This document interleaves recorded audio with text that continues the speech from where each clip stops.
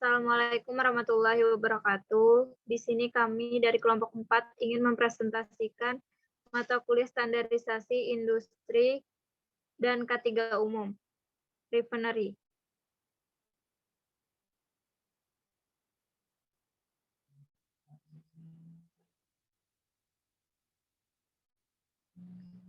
Di sini kami beranggotakan yaitu Elsa Riani, Islamiyah, Muhammad Firdaus Nur, Melinda Azhara Putri, dan Ulan Sari.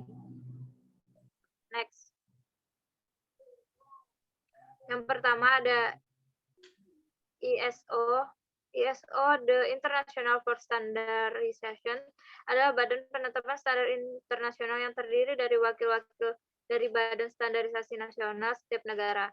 Tujuan ISO adalah meningkatkan kredibilitas perusahaan, mendapatkan jaminan kualitas, meningkatkan kepercayaan, hemat biaya, mengoptimalkan kinerja karyawan. Kemudian di sini ada jenis-jenis ISO. Yang pertama ada ISO 9001 adalah standar internasional bidang manajemen mutu. ISO 1401 adalah kumpulan standar-standar terkait pengolahan lingkungan yang disusun untuk membantu organisasi. Yang ketiga ada ISO 22000 adalah standar yang berhubungan dengan keamanan pangan. Kemudian yang keempat ada ISO 28000 adalah spesifikasi sistem manajemen keamanan rantai pasokan yang berstandar internasional yang merupakan spesifikasi sistem manajemen untuk perlindungan manusia, properti, informasi, dan struktur perusahaan dan atau organisasi yang berpartisipasi dalam operasi rantai pasokan lokal, nasional, dan internasional. Kemudian yang kelima ada ISO 50001 adalah standar internasional yang membantu mengurangi konsumsi, meminimalkan jejak karbon, dan memangkas biaya dan mempromosikan penggunaan energi yang berkelanjutan. Next, akan disampaikan oleh teman saya. Elsa Riani. Kemudian ada ISP atau ISC 27001, itu adalah dokumen sistem manajemen keamanan informasi yang memberikan gambaran secara umum mengenai apa saja yang dilakukan oleh sebuah perusahaan maupun organisasi, juga untuk mengevaluasi. Kemudian yang ketujuh itu ada ISO atau IEC 17025,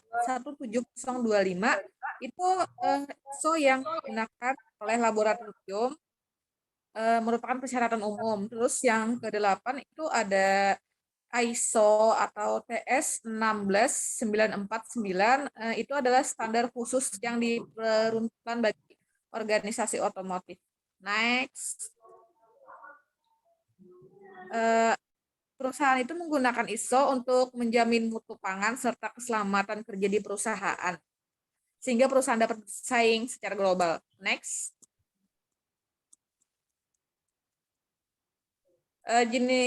ISO itu adalah langkah konkret dari pemerintah Indonesia, khususnya Kementerian Pertanian, untuk menaikkan pertumbuhan industri kelapa sawit di tanah air, sekaligus mengurangi masalah lingkungan. Kemudian itu ada perusahaan menggunakan sertifikat ISO untuk meningkatkan standar pengolahan kelapa sawit. Selain itu, sertifikat ISTO juga memberikan kepercayaan kepada pembeli untuk mengandung jaminan bahwa produk yang bersertifikat diproduksi secara legal. Next, akan dilanjutkan oleh teman saya.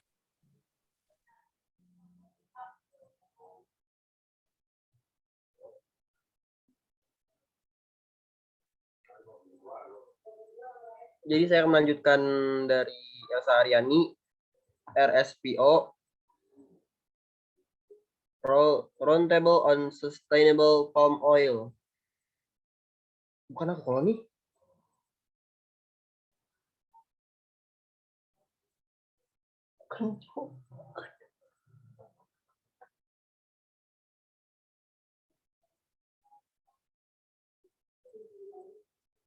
Adalah standar keberlanjutan dilakukan secara global untuk minyak kelapa sawit serta mekanisme penyelesaian pengaduan yang ditetapkan dalam prosedur keluhan dan banding. Tujuan RSPO yaitu mempromosikan produksi minyak sawit yang berkelanjutan, membantu mengurangi deforestation, melestarikan keanekaragaman hayati, dan menghargai kehidupan masyarakat pedesaan di negara penghasil minyak sawit. RSPO menjamin bahwa tidak ada hutan primer baru atau kawasan bernilai konservasi tinggi lainnya yang dikorbankan untuk perkebunan kelapa sawit, hingga perkebunan menerapkan praktik terbaik yang berterima, dan bahwa hak-hak dasar dan kondisi hidup jutaan pekerja perkebunan, petani kecil, masyarakat asli dihargai sepenuhnya. Dengan pandangan inilah RSPO secara proaktif terlibat dengan petani kelapa sawit, pengolahan sawit, perusahaan pengecer, LSM, dan investor untuk bekerjasama sampai suplai global minyak sawit yang diproduksi dengan bertanggung jawab secara sosial dan lingkungan.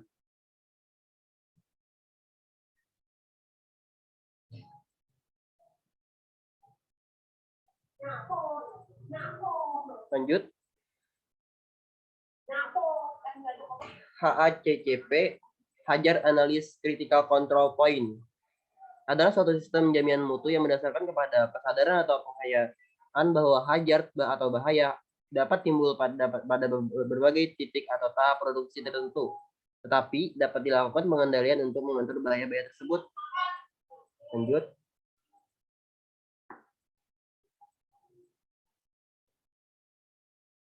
Manfaat HACCP.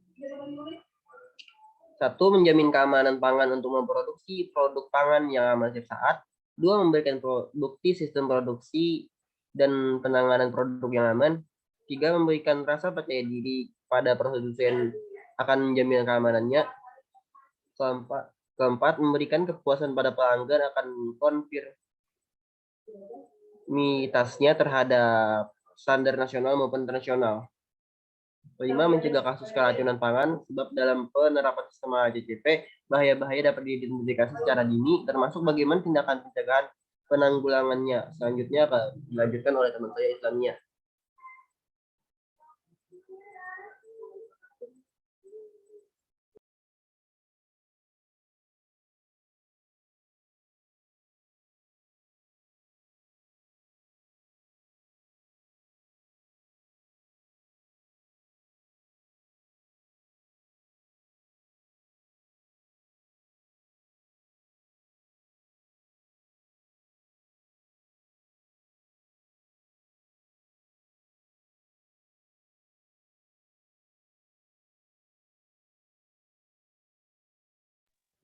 Sepertinya Islamia terkendala jaringan. Dilanjutkan oleh Melinda Azahra Putri. Alasan perusahaan memiliki standar HACCP, yang pertama antisipasi bahaya dan identifikasi titik pengawasan yang mengutamakan kepada tindakan pencegahan daripada mengandalkan kepada pengujian produk akhir. Sistem jaminan keamanan pangan yang zero risk atau tanpa resiko, tetapi dirancang untuk meminimumkan resiko bahaya keamanan pangan dapat diterapkan dalam rantai produksi pangan, mulai dari produsen atau bahan baku pangan pertanian, penanganan, pengolahan, distribusi, pemasaran, hingga sampai kepada pengguna akhir.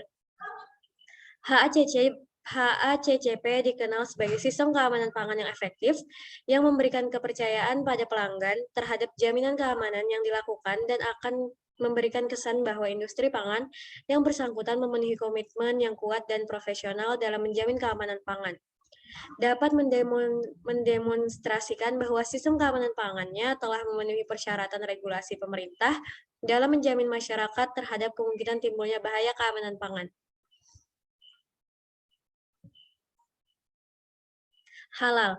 Sertifikasi halal dikeluarkan oleh MUI atau Majelis Ulama Indonesia setelah tes dan analisis tertentu yang dilakukan oleh Lembaga Pengkajian Pangan, Obat, dan Kosmetik dan LPPOM MUI untuk melihat apakah produk memenuhi persyaratan yang ditetapkan oleh LPPOM MUI. Halal berarti membebaskan, melepaskan, memecahkan, dan membolehkan. Dalam kaitan dengan hukum syar'i, halal memiliki dua pengertian.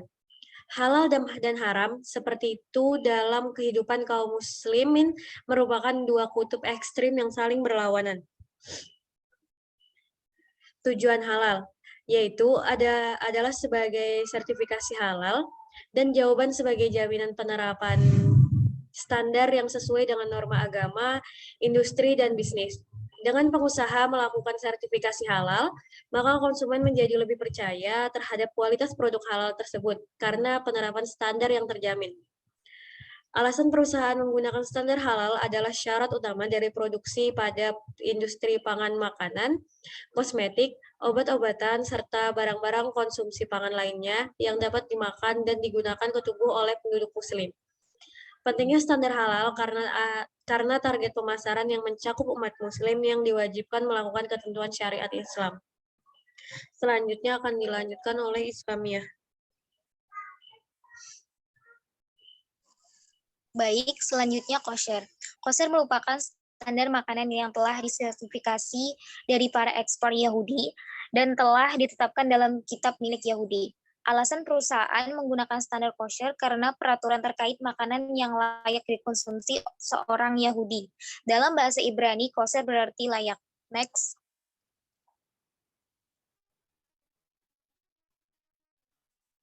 Standar pengelolaan lingkungan merupakan sistem manajemen lingkungan adalah alat untuk mengelola dampak dari kegiatan organisasi di lingkungan. Hal ini memberikan pendekatan terstruktur untuk perencanaan dan menetapkan langkah-langkah perlindungan lingkungan. Sistem manajemen lingkungan atau SML membantu organisasi dalam mengidentifikasi, memantau, mengelola, dan mengendalikan isi lingkungan secara holistik. Next.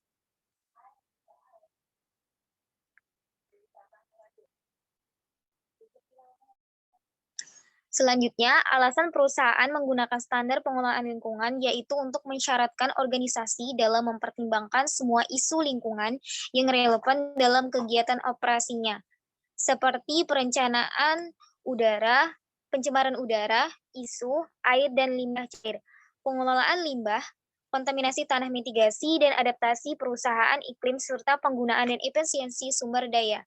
Manfaat sistem manajemen lingkungan yaitu dapat diukur atau bersifat kuantitatif atau kualitatif, antara lain meningkatkan kinerja lingkungan, meningkatkan kesehatan karyawan dan masyarakat, meningkatkan citra perusahaan di mata publik dan pemerintah, meningkatkan kepercayaan pelanggan, serta meningkatkan kepatuhan terhadap perantara perundang-undangan dan sistem manajemen yang aktif. Selanjutnya akan saya kembalikan kepada moderator.